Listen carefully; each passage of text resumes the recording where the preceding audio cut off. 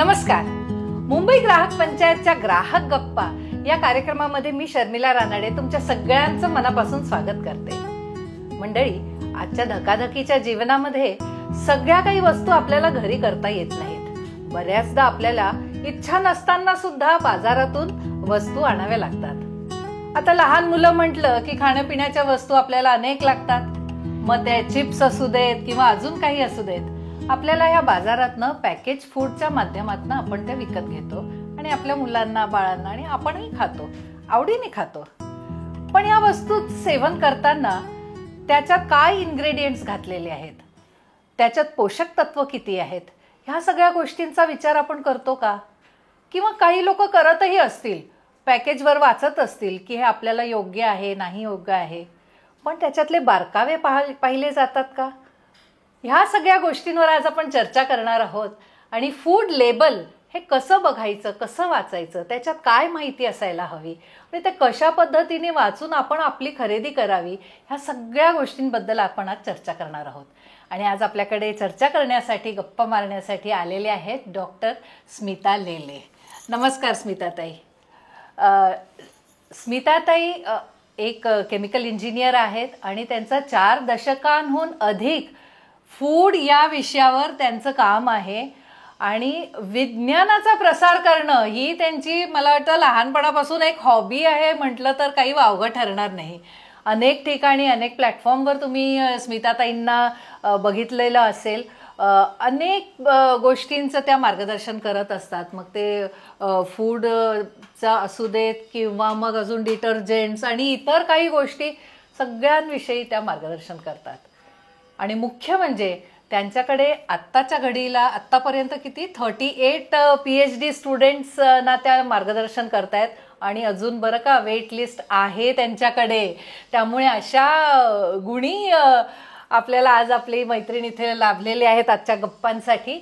आपण त्यांच्याकडनं जाणून घेऊया, या विषयावर अजून माहिती करून घेऊया आणि आपण आपल्या एपिसोडला आजची सुरुवात करूया.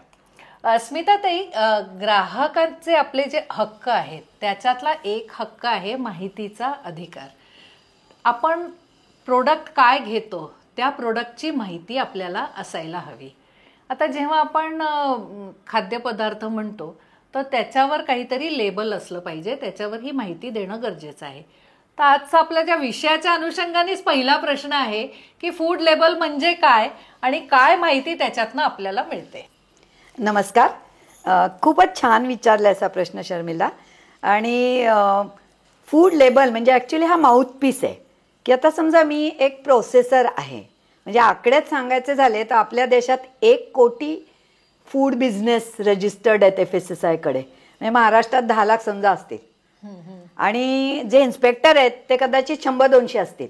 म्हणजे अशी कल्पना आपण नको करूया की फूड इन्स्पेक्टर जातोय आणि चुकीचं लेबलवाल्याला पकडतोय आणि मग काहीतरी त्याला दंड लावतोय. आपणच ग्राहक, कारण हे लेबल मुळात कशासाठी आहे? आपल्यासाठी आहे. मी जर फूड प्रोसेसर आहे तर मी काही माझ्या गिराईकाशी डायरेक्टली प्रत्येक वेळी बोलू शकत नाही, प्रत्येक गोष्ट जाहिरातीत सांगू शकत नाही आणि प्रत्येकजण जाहिरात पाहिल असंही नाही आहे.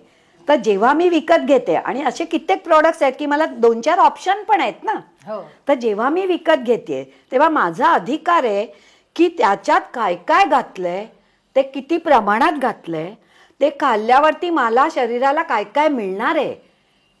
आणि इव्हन म्हणजे लेबलमध्ये पॉझिटिव्ह आणि निगेटिव्ह दोन्ही भाग आहेत. उदाहरणार्थ ॲलर्जीन्सचं त्याच्यावरती लिहिणं हे आता अत्यावश्यक झालं, जे काही वर्षापूर्वी नव्हतं आपल्या लॉमध्ये. बरोबर. म्हणजे जर मला ॲलर्जी असेल तर मला कळलं पाहिजे की हे ॲलर्जी याच्यात आहे, ॲलर्जन्स आहेत, किंवा हे अशा गोष्टीत प्रोसेस केलंय जिथे आधी ॲलर्जिक वस्तू, म्हणजे जे माझ्यासाठी ॲलर्जिक. सो त्यामुळे लेबलमध्ये पहिलं मला हे प्रोडक्ट काय आहे, दुसरं हे काय काय वापरून केलंय, तिसरं हे खाल्ल्यावर मला काय मिळेल, इव्हन चौथं हे मी किती खावं हे सुद्धा चांगलं ह्याच्यावर लिहिलेलं असतं बरं का. सिंगल सर्विंग हे सुद्धा लिहिलेलं असतं. आणि ॲलर्जी म्हणजे ह्याचं नुकसान काय होऊ शकतं कदाचित जर माझं सेन्सिटिव्ह बॉडी आहे. हा एक प्रकारचा एक वैज्ञानिक माहिती झाली. दुसरी माहिती, हे कधी बरं बनवलं, हे कधीपर्यंत मी वापरू शकते, ही माहिती हवी. हे बघूया की लेबलमध्ये जे काही लिहिलेलं आहे ते मला वाचता आलं पाहिजे. सो त्याचा पहिला एक नियम मला सांगायला आवडेल की हिंदी किंवा इंग्रजीत लिहिलेलं चालतं, पण जसं इथे माझ्याकडे एक लोकल आहे, काहीतरी प्रोडक्ट आहे आणि ते दुसऱ्या भाषेत लिहिलं तर ते सगळ्यांना नाही वाचता येत ना. मग जर दुसऱ्या भाषेत असेल तर शिवाय हिंदी किंवा इंग्लिश एक लिहिलं पाहिजे. हा एक झालं. दुसरं एक उदाहरण आहे की या प्रोडक्टमध्ये बरीच काही माहिती आहे, पण रंगसंगती बघा. म्हणजे बाहेरच्या बाजूला ठीक आहे, जांभळं गुलबाक्षी त्या क्रिएटिव्हिटीसाठी केलंय, अरे पण मागे सगळी माहिती तू मग पांढऱ्या तरी अक्षरात दे. आधी तर वाचता येणारी माझी भाषा हवी, नंतर वाचता येणारा आकार साईज त्याचा पण नियम आहे. पण आता कलर कॉम्बिनेशन आणि एवढे सगळे नियम नाही करू शकत. आणि अशा अजून बऱ्याच काही गोष्टी आहेत, मॅन्डेटरी काही आहेत, काही व्हॉलेंटरी आहेत. म्हणजे काही कायद्याने करायच्या आहेत आणि चांगले आणि मोठे प्रोसेसर काही स्वतःहून जास्तीची माहिती पण आपल्याला देतात. म्हणजे बेसिकली जो बनवतो त्यांनी हे लक्षात ठेवायचंय की हे मी कशासाठी छापतोय, तर मी माझ्या ग्राहकासाठी छापतोय. आणि आता तर हळूहळू QR कोड वगैरे कंपल्सरीच होणार आहे की अजूनही कितीतरी माहिती आपल्याला मिळणार आहे. म्हणजे आपण आता माहितीच्या डोहातच हळूहळू आणि त्यांनी डोक्यात कधी कधी ट्रॅफिक जाम पण होणार आहे आणि म्हणून असे पॉडकास्ट पाहायची गरज राहणार आहे क्लॅरिफिकेशनसाठी. नक्कीच नक्कीच.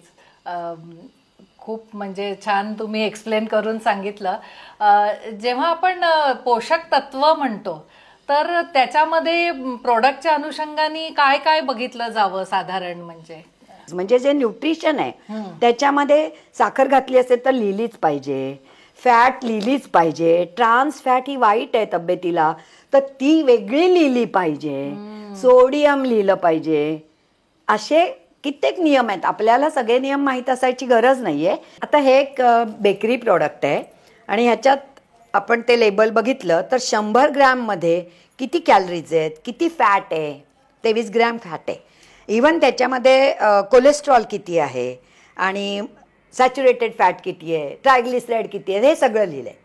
पण त्याच्या जोडीला रोज तुम्ही 34 ग्रॅम म्हणजे कंसात 2 बिस्किटं खा आणि ती 34 ग्रॅम खाल्ल्यावर मला RDA म्हणजे रेकमेंडेड डेली माझ्या अलावन्समधली किती टक्के मला फॅट मिळते, तर 23%. म्हणजे जर दिवसभरात मी 4 चमचे तेल तूप खाणार असेल तर 1 चमचा गेलं माझ्या पोटात ही 2 बिस्किटं खाल्ल्यावर. म्हणजे हे थोडंसं जरा गणितावर आधारित होतंय, पण आजचा नागरिक तेवढा सुबुद्ध आहे. म्हणजे 2-3 प्रकारे याच्यात दिलं जातं. एक म्हणजे 100 ग्रॅममध्ये किती असं दिलं जातं. दुसरं म्हणजे तुम्ही एका वेळी किती खा आणि त्याच्यात किती, आणि त्यामध्ये तुम्हाला दिवसभरात लागणाऱ्यातलं किती मिळतं, RDAचं पर्सेंटेज. अशा पद्धतीने दिलं जातं. काय घालायचं आणि किती घालायचं. चांगलं असेल तर कमीत कमी किती घालायचं आणि वाईट असेल तर जास्तीत जास्त किती चालेल. वाईट म्हणजे डायरेक्टली विषारी नव्हे, ज्याला आपण म्हणतो फिलर असं. आणि त्यामुळे हे स्पष्ट कायदे आहेत. मोठ्या कंपन्यात तज्ज्ञ लोक, त्यांच्याकडे डिपार्टमेंट असतं रेग्युलेटरीचं, आणि नवीन जेव्हा एक प्रोडक्ट करतात NPD तर ते बाजारात टाकण्यापूर्वी ते योग्य प्रकारे लेबल पण करतात. पण तरी पण आता कितीतरी छोटे प्रोसेसर आहेत. एक लोकल प्रोडक्ट मी घेतले तर त्यांनी काय केलं, सगळ्या भुजियाची यादी दिली की बाबा मी शेव करतो, मी हे करतो, मी ते करतो. कारण प्रत्येक वेगळं छापलेली पिशवी त्याला परवडत नाही. पण ह्याला त्यांनी चूक आहे का नाही हे बघा, पारदर्शक आहे. म्हणजे घेताना मला प्रोडक्ट कळतंय ना केला वेफर्स आहे. पण ह्याच्यात एक मिस्टेक आहे. काय आहे की त्यांनी मला इन्ग्रेडियंट न्यूट्रिशन छापलंच नाहीये. मग ते लेबल लावायला पाहिजे. म्हणजे 10-15 प्रोडक्टचं एक पिशवी केली, पण त्या स्पेसिफिक प्रॉडक्टचं न्यूट्रिशन इन्ग्रेडियंट हे दिलंच पाहिजे. हे मॅन्डेटरी आहे. बरं, ऐच्छिक नाही. याच्यामध्ये पॅकेटच्या साईजच्या अनुषंगाने डिस्क्लोजर्स काय द्यायचे ह्याचेही नियम आहेत. अगदी खूपच छान सांगितलंस. उदाहरणार्थ जे सॅचे असतात त्याच्यावर तू काय काय लिहिणार आहे, आणि म्हणून आता QR कोड जेव्हा येईल ना तेव्हा बऱ्याचदा आपल्याला आणखीन माहिती मिळेल. आणि नॉट ओनली दॅट, आता आपण ऑनलाईन घेतो ना त्याचे पण नियम वेगळे आहेत. आणि रेस्टॉरंटमध्ये जेव्हा काही विकतात अक्रॉस द काउंटर त्याचे पण नियम वेगळे आहेत. मला ते नेहमी वाटतं की मिठाई, त्याच नावाची मिठाई काजू कतली, पण त्याच्यात किती टक्के काजू आहे, किती टक्के साखर आहे, ते पण येईल हळूहळू.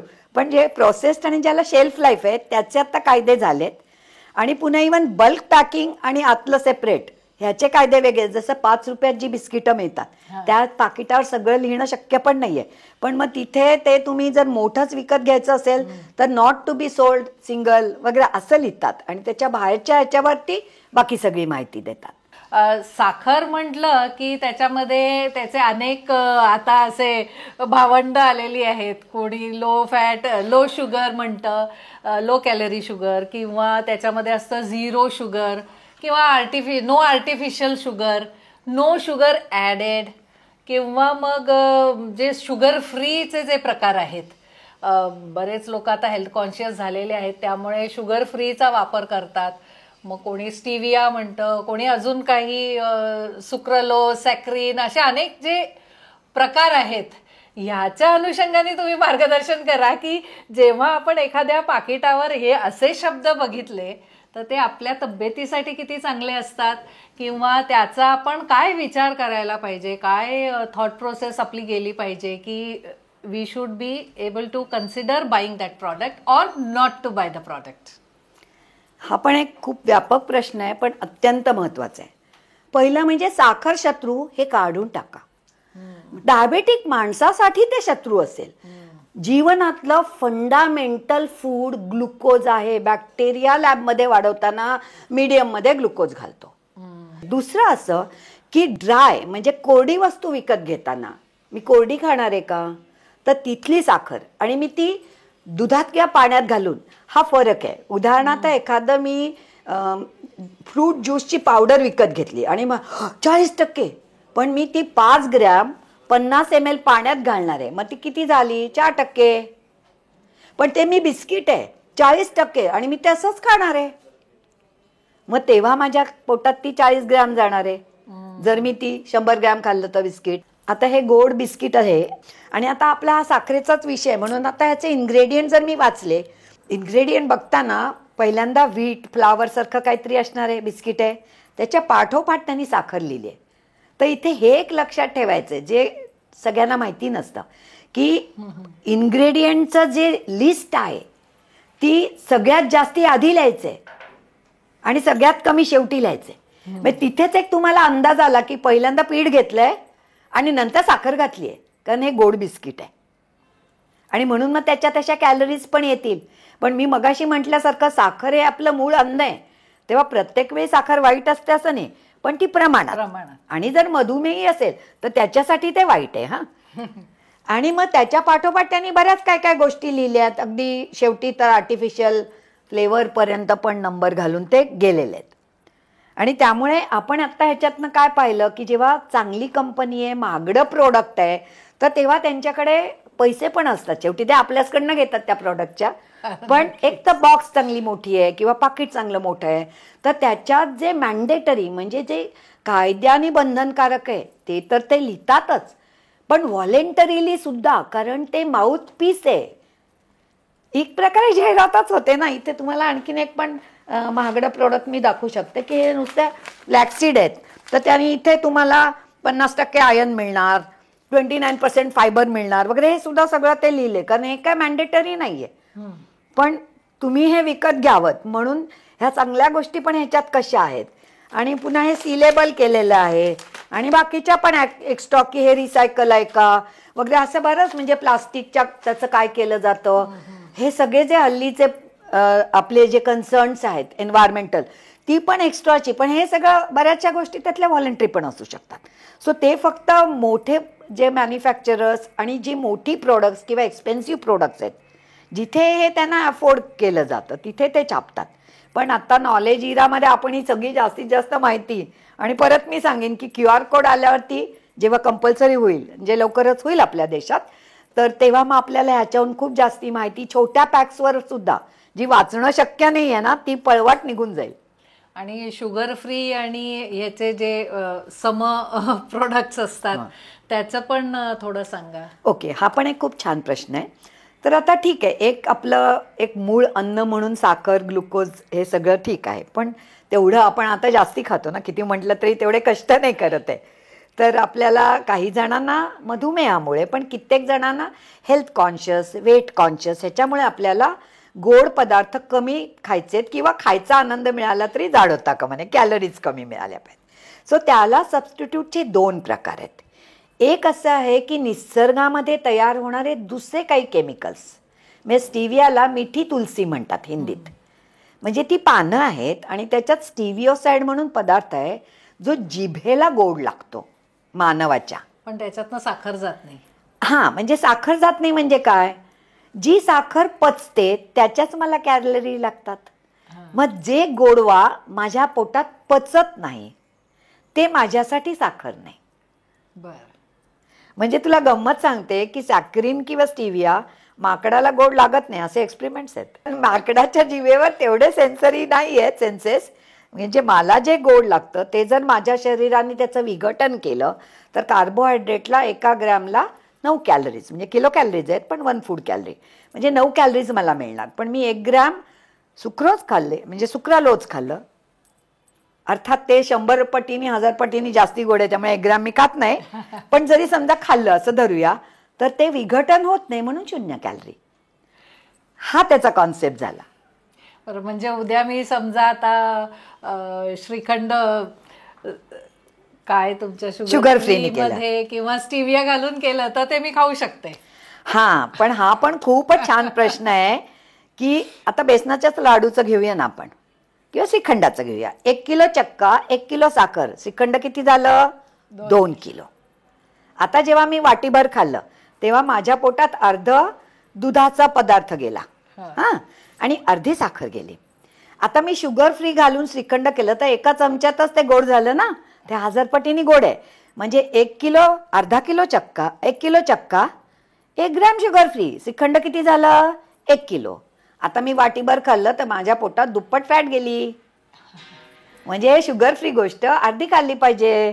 पण बेसनाचा लाडू शुगर फ्री एवढा करतात, तो तिळा गुळाच्या लाडूसारखा एवढा केला पाहिजे आणि 1च खाल्ला पाहिजे. म्हणजे शुगर फ्री करा पण अर्ध का, कारण शुगरचा जो फिलर आहे, जी क्वांटिटी वाढली आहे ती वाढली नाहीये. तर दुसरा दुष्परिणाम होईल की डायबेटीस कंट्रोलमध्ये हार्टचा प्रॉब्लेम, कारण दुप्पट फॅट खाल्ली. नाही, कारण आपण अशा बऱ्याच जाहिराती बघतो ज्याच्यामध्ये सांगितलं जातं की शुगर फ्री घालून तुम्ही आता गाजर हलवा करू शकता, मनसोक्त खाऊ शकता, आणि म्हणजे हे कुठेतरी चुकीचं असं वाटतं. म्हणजे पहिला भाग बरोबर आहे, गाजर हलवा करू शकता पण मनसोक्त खाऊ शकत नाहीये. नेहमीच्या गाजर हलव्याच्या अर्धा का. पण ऍक्च्युली प्रॉब्लेम काय होतं, जी माणसं म्हणजे रिस्ट्रिक्शन आहे तर ते शुगर फ्री म्हटलं दुप्पट खातात. तर मनसोक्त नाहीये, शुगर फ्री आहे, तर आता तुम्ही कधी कधी खाऊ शकता, अशी ती जाहिरात पाहिजे. आणि इव्हन ह्याच्यावरनं जाहिरातीमध्ये आणि लेबलमध्ये सुद्धा मिसलिडिंग लेबल असा एक प्रकार असतो. ऐकलंस का तू याच्याविषयी? हां, तर ते आपल्याकडे कायद्याने बंदी आहे. नक्कीच नक्कीच. एक तुला छान उदाहरण सांगते. समजा मी काजू विकते खारे करून, सो प्रोसेस्ड आहे, आणि मी त्याची जाहिरात केली, माझ्या काजूमध्ये कोलेस्ट्रॉल नाही. हे मिसलिडिंग लेबल आहे. कुठच्याही वनस्पतीजन्य पदार्थात कोलेस्ट्रॉल नसतं. म्हणजे माझ्यात कोलेस्ट्रॉल नाही, माझ्या काजू, त्याचा अर्थ ही विकते ना त्याच्यात कोलेस्ट्रॉल आहे, हा मी मिसलिडिंग मेसेज दिला. आणि ते आपल्या देशात अलाउड नाहीये. काही दुसऱ्या देशात असेल अलाउड, पण इंडियामध्ये अलाउड. ते जाहिरात मिसलिडिंग होऊ शकते आणि त्याच्या विरुद्ध आपण तक्रार करू शकतो. स्मिता, ते तुम्ही आता उल्लेख केला होता बिस्किटांचा. तुम्ही हेही सांगितलं की त्याचे इन्ग्रेडियंट्स जेव्हा आपण बघतो तर सगळ्यात जास्त जो पदार्थ वापरला असतो तो पहिला येतो आणि त्याच्या अनुषंगाने बाकीचे सेकंड, थर्ड असे लिहिलेले जातात. आता आपण बघतो की बऱ्याचशा म्हणजे बेकरी प्रोडक्ट्समध्ये पहिला तर मैदा, साखर आणि पाम तेल ह्या 3 गोष्टी असतात. तर हे 3 इन्ग्रेडियंट्स बघून आपण त्या वस्तू घ्यायच्याच नाहीत का, खायच्याच नाहीत का? आणि पामतेलाविषयी मला थोडंसं अजून सांगा. कारण काय, पामतेल हे तुमच्या कुठल्याही प्रोडक्टचं शेल्फ लाईफ वाढवतं, पण ते तब्येतीसाठी किती योग्य आहे अयोग्य आहे, कारण FDA ची पण परवानगी आहे पामतेल वापरण्यासाठी. तर ह्याच्या अनुषंगाने थोडंसं आपल्या ग्राहकांना मार्गदर्शन करा. खाद्यतेल हा एक अत्यंत महत्त्वाचा विषय आहे आणि मला ह्याच्यात हे सांगायला आवडेल की तू उल्लेख केलासच तुझ्या प्रश्नात की शेल्फ लाईफ येतं पाम तेलने. कारण जर मी असं तेल वापरलं की जे पाम तेल नाहीये, पण तो प्रोडक्ट जेव्हा तुमच्याकडे पोचला तेव्हा तो किंचित खवट व्हायला लागला, तुम्हाला चवीला नाही लागला, तरी ती जी रासायनिक क्रिया आहे ज्याला आम्ही रॅन्सिडिटी म्हणतो, त्याच्यात जे फॅटी ऍसिड तयार होतात ते आरोग्याला चांगले नाहीत आणि ते आपल्याला रिव्हर्स करता येत नाही. कधी खवट झालेली शेव तुम्ही उलटी चांगली करून पाहिली आहेत का? नाही. आणि त्यामुळे पहिला मुद्दा असा आहे की कोणी एकेकाळी ते ज्याला आपण हे म्हणायचं ना हायड्रोजनेटेड फॅट, म्हणजे शुद्ध तेल खूप महाग, शुद्ध तूप महाग होतं, अवेलेबल नव्हतं दूध, तर ती तयार झालं, तर ते सुद्धा वाईट आहे. किंवा ट्रान्स फॅट, त्याच्यामुळे कळतं की हायड्रोजन डेफिनेटली. पण जर ते तुम्ही पचवलं तर काहीच वाईट नाहीये. जर तुम्ही एक्सेस खाल्लं तर सगळीच तेलं वाईट आहेत. हा पॉईंट नंबर 1. सेकंडली, आपल्याला आपण बाकीच्या प्रोडक्ट आधी मला भुजिया व्हरायटीत आपलं लेबल पाहायला आवडेल. जेव्हा आपण त्याच्यात बघतो की व्हेजिटेबल ऑइल, तर तेव्हा एक पॉसिबिलिटी अशी आहे की त्यांनी पामतेलच वापरलंय आणि त्यांना तसं लिहायचं नाहीये, कारण एक जनमानसात एक निगेटिव्ह प्रतिमा झालेली आहे. किंवा 3-4 ऑइल्स त्यांना मिळतात जे जे चीप जेव्हा मिळेल ते लिहितात. काही मोठ्या ब्रँड्समध्ये मी पाहिलं त्यांनी लिस्ट दिली 3-4-5 यातलं कुठचंही आम्ही वापरू जे अवेलेबल आहे. आणि काही ठिकाणी माझे असे मोठे ब्रँड्स आहेत की शेंगदाणा तेल आम्ही वापरलंय असं लिहितात. किंवा काही इव्हन लोणच्यावरती तेल घालणं मॅन्डेटरी आहे, तर विशिष्ट तेल आम्ही इथे घातलंय. म्हणजे असं जेव्हा लिहितात की मस्टर्ड ऑइल घातलंय, तीळ ऑइल घातलंय, तर त्याच्यात काहीच वाईट नाही. पण आता बिस्किट वगैरे करताना आपण मोहरीचं तेल नाही घालू शकत. म्हणजे कित्येकदा जर हायड्रोजनेटेडच्या ऐवजी पाम घालताय तर म्हणजे दगडापेक्षा वीट मऊ सारखं झालं. कारण ह्याचं एक अगेन रूल ऑफ थंब सांगते की आता तिळाचं तेल चांगलं, आपण नेहमी पूर्वी तिळालाच तेल म्हणायचं की तेल म्हणजे तिळ हा शब्द आहे. तिळापासून मिळतं ते तेल, बरोबर. तर ते का चांगलं आहे, तर फ्रीजमध्ये सुद्धा ते घट्ट होत नाही. म्हणजे जेव्हा माझ्या शरीरात मी एक्स्ट्रा खाल्लं तर ते डिपॉझिट होण्याची शक्यता कमी आहे.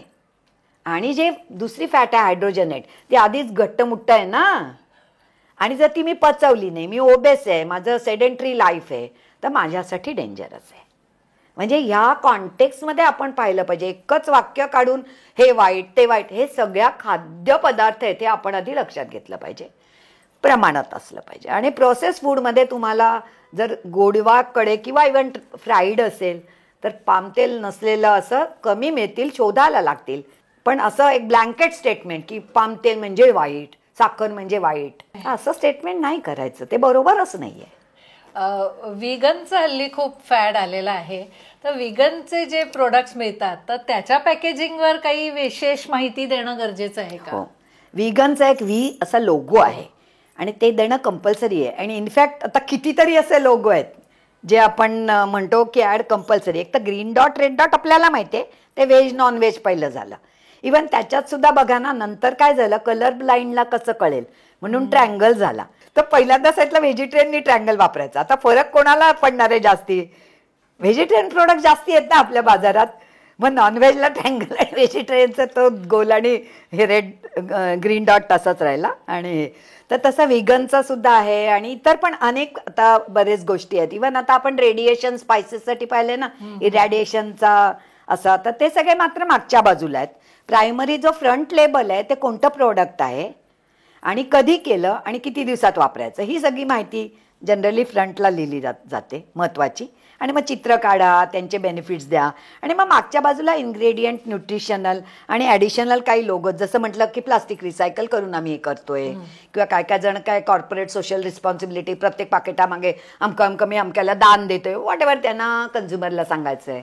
तर तसं व्हिगन पण कंपल्सरी आहे ऑब्व्हियसली, पण तो लोगो तेव्हा ते घातला जातो. तो लोगोच आहे की त्याच्यामध्ये काही अजून त्यांना एक्स्ट्रा माहिती द्यायला हवी की त्याच्यामध्ये कुठलंही ॲनिमल प्रोडक्ट वापरलेलं नाहीये असं मॅन्डेटरी नाहीये. व्हिगन म्हणतात तेव्हा ते तसं करतातच, पण अर्थातच त्यांना इन्ग्रेडियंटमध्ये ते व्हिगन करण्यासाठी म्हणजे ती पूर्णच गोष्ट व्हिगन पाहिजे ना. म्हणजे कुठच्याही स्टेजला जर त्यांनी दूध वापरलं असेल तर ते ॲनिमल ओरिजिन आहे, जरी ते नॉनव्हेज रेड डॉट नाहीये पण ते प्राणीजन्य आहे, तर त्यांना ते लिहायला लागतं.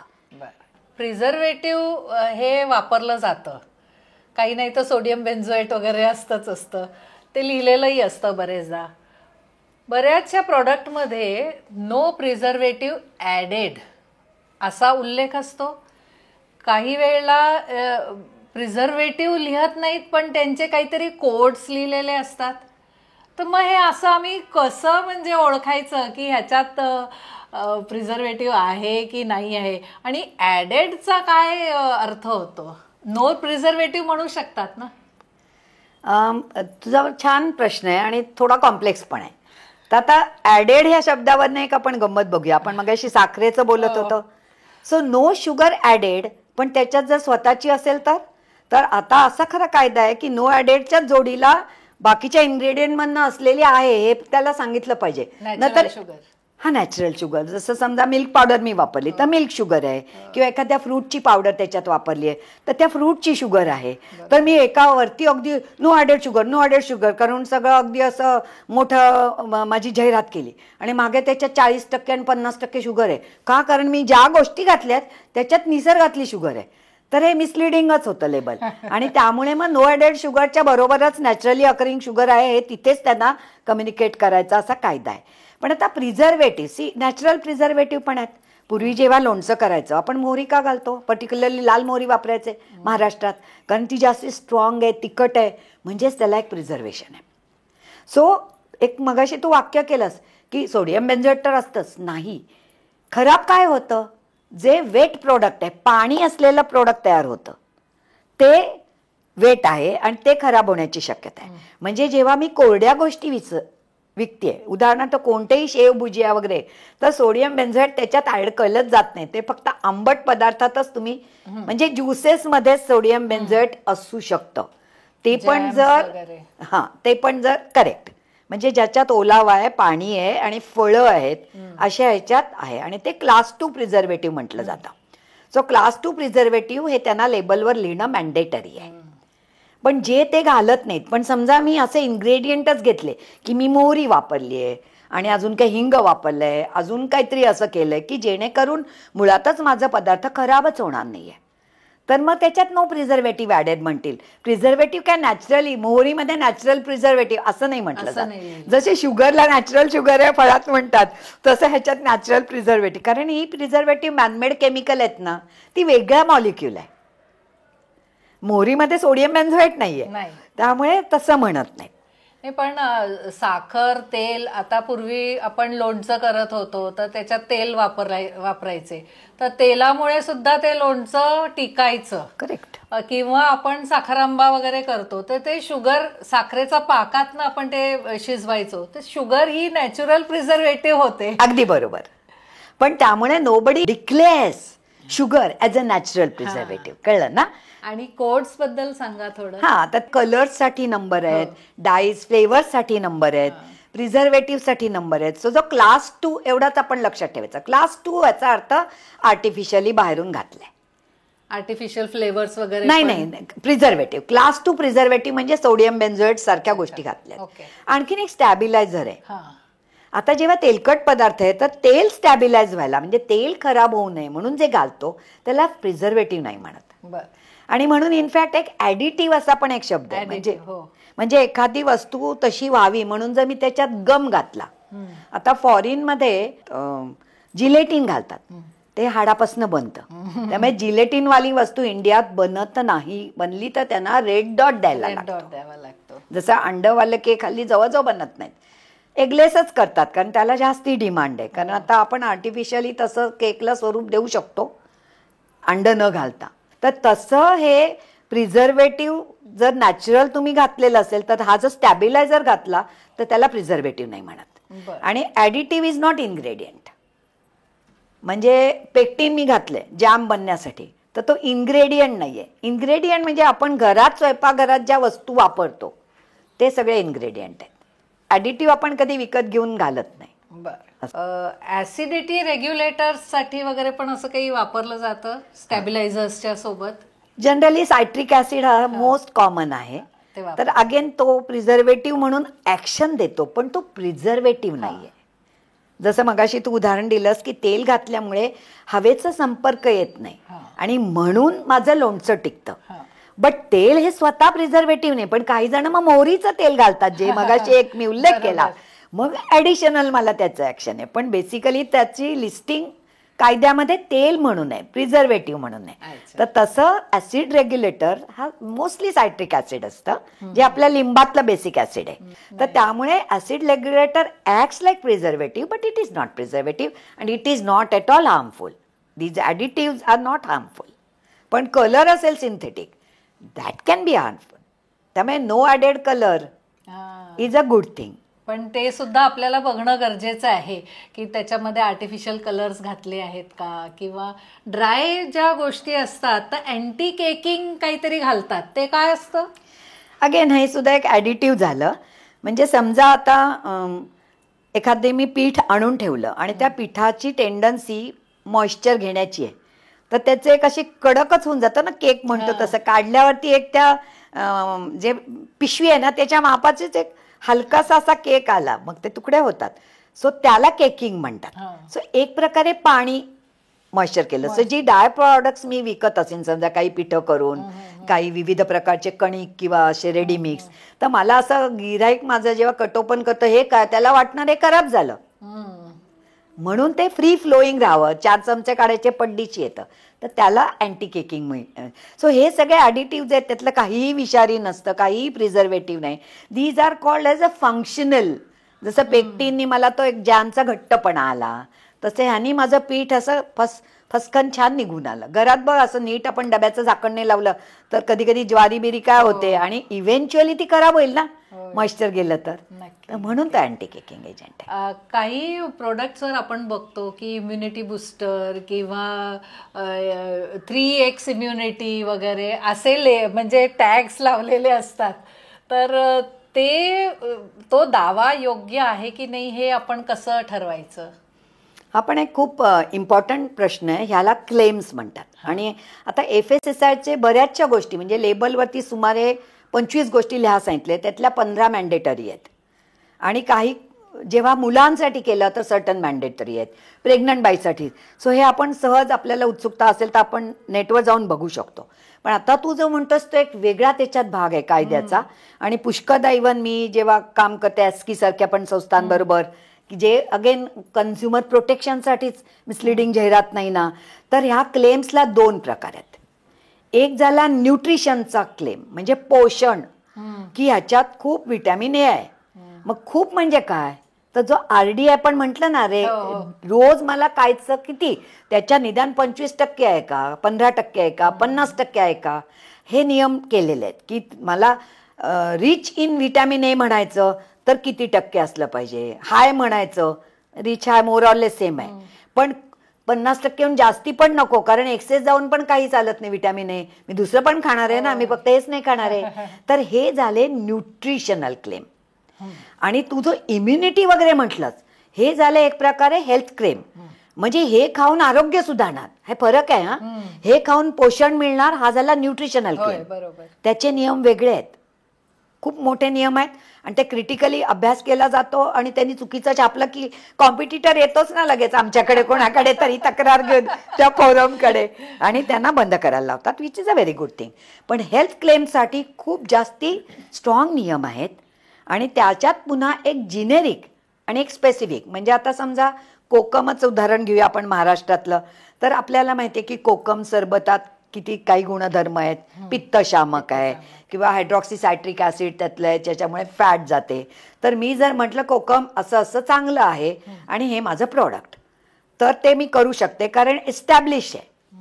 पण माझ्या कोकम सरबतनी असं होईल असं मी म्हटलं तर तुझ्याकडे डेटा पाहिजे. तुझं कोकम सरबतनी काही वेगळं होतंय का, तू काही वेगळी कोकम लावली आहेस का, तू त्याच्यात अजून काही घालतीयस.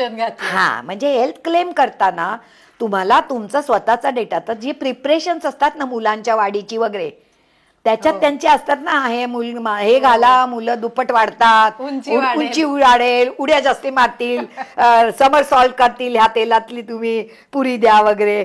तर हे सगळे हेल्थ क्लेमला वेगळे नियम आहेत. आणि ते क्रिटिकली त्यांच्या प्रॉडक्टवर त्यांच्याकडे डेटा असेल तरच ते करू शकतात. आणि मोठ्या कंपन्या करताना म्हणजे फाईन पण खूप मोठा आहे त्यांनी चुकीचं केलं तर, जसं इम्युनिटी वगैरे. रिसर्च करून त्यांच्याकडे असतं, पब्लिश असतं, तरच ते करू शकतात. नाहीतर त्यांना लगेचच म्हणजे त्यांना सू केलं जाईल. आणि आणखीन एक पण मला तुला स्वतःहून सांगायला आवडेल की खूप लोक मला म्हणतात हे खरं असतं का हो लिहिलेलं. तर पहिलं म्हणजे तुम्ही लेखी खोटं बोलता का हो, कारण जो कायदा आहे ना तो क्रिमिनलच्या अंडर आहे. मालक तुरुंगात जाईल, काय काय गोष्टीला तर पेनल्टी भरून पण तुम्ही सुटत नाही.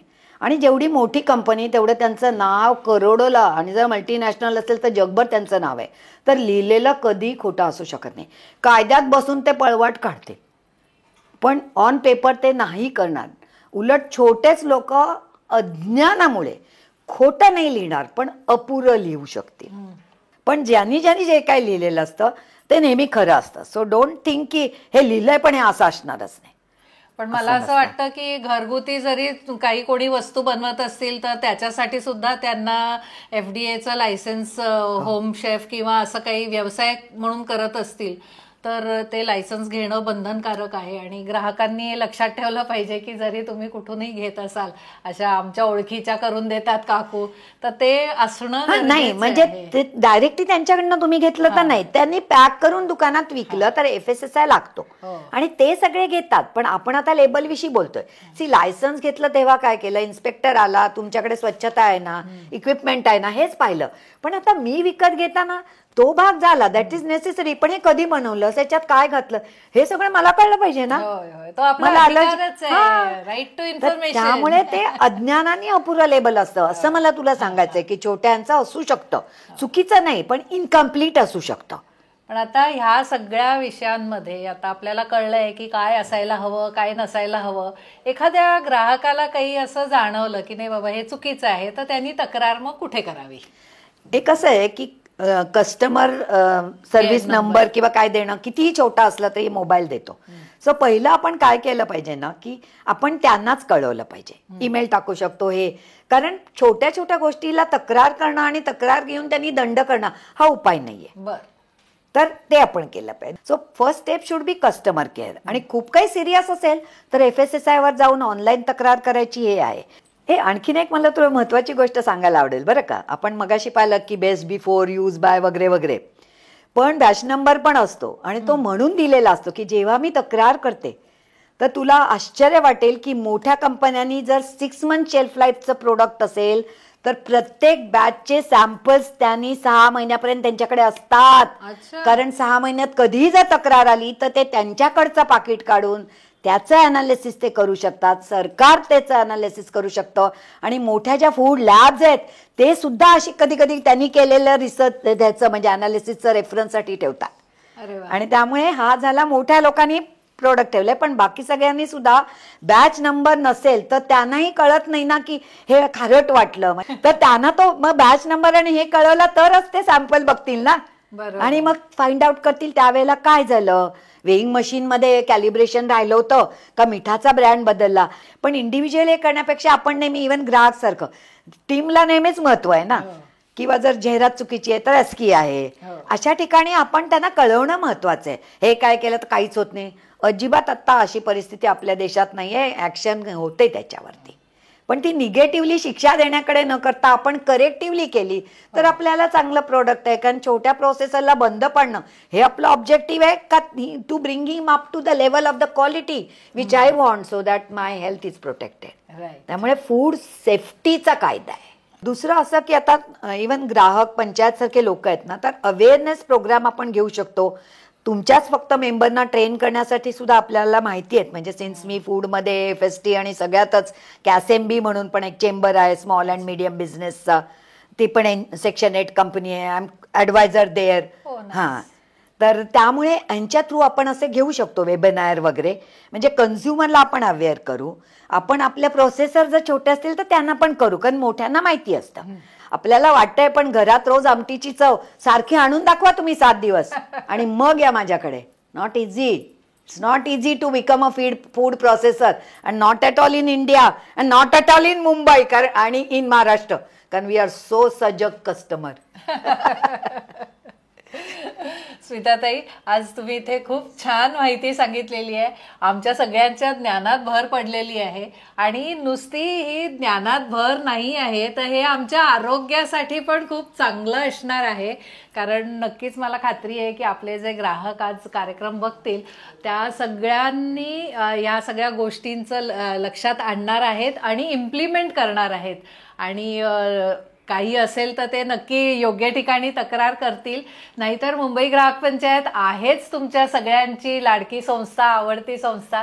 कधीही तुम्ही आमच्याकडे येऊ शकता, कारण आपले प्रॉडक्ट्स, मुंबई ग्राहक पंचायतचे जे प्रॉडक्ट्स आपण वितरणात देतो तर ते बऱ्याचशा प्रॉडक्ट्सची आपण सुद्धा लॅबमध्ये तपासणी करून घेतो. त्यांचे दावे जे आहेत ते खरे आहेत खोटे आहेत ते काय जे आहे ते आपण तपासून घेतो आणि मग आपण ते आपल्या वितरणामध्ये देतो. त्यामुळे ही काळजी आपण सुद्धा घेतोच. तर त्यामुळे आपले जे ग्राहक आहेत ते थोडेसे अजून एक्स्ट्रा सजग आहेत. तर सगळ्यांनाच आपल्याला सजग होण्याची गरज आहे.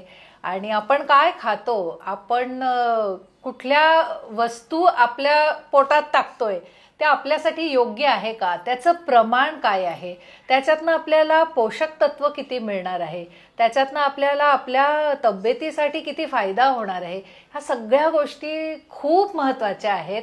आणि आपल्याला हे कसं कळतं तर फक्त आणि फक्त आपण जर फूड लेबल वाचलं, पाकिटावरचे चित्र बघू नका, पाकिटावर काय लिहिलेलं आहे ह्या सगळ्या गोष्टी वाचा आणि त्याच्या अनुषंगाने ते प्रॉडक्ट तुम्ही खरेदी करा आणि त्याचा फायदा घ्या. मंडळी, आजचा एपिसोड कसा वाटला तुम्हाला? फूड लेबलबद्दल खूप छान माहिती स्मिताताईंनी दिलेली आहे, त्याबद्दल त्यांचे खूप खूप पुन्हा एकदा धन्यवाद. आणि त्यांच्याकडे विषय भरपूर आहेत, आपण त्यांना परत नक्की बोलवू एका वेगळ्या विषयावर चर्चा करायला. आणि आजच्या एपिसोडबद्दल तुम्ही आम्हाला तुमचे कॉमेंट्स लिहू शकता. तुम्ही कळवा की तुम्ही काय काय पद्धतीने लेबल बघितलं आणि तुम्हाला काय अनुभव आले, त्याच्यातनं तुम्ही एखादी तक्रार केली असेल तर ती कशी काय पुढे नेली तुम्ही, त्याच्यातनं काय आउटकम झालं, काही करेक्टिव्ह ॲक्शन झाली का, ह्या सगळ्याबद्दल आम्हाला कळवा. आम्ही उत्सुक आहोत तुमच्या मेसेजेस बघायला आणि या इंटरॅक्शनसाठी. आपलं चॅनल लाईक करा, शेअर करा, सबस्क्राईब करा. हा एपिसोड आपल्या इतर मित्रमैत्रिणींना, नातेवाईकांना पण पाठवा. आणि शेवटी जाता जाता स्वस्थ राहा, सुरक्षित राहा आणि जागरूक राहा. धन्यवाद.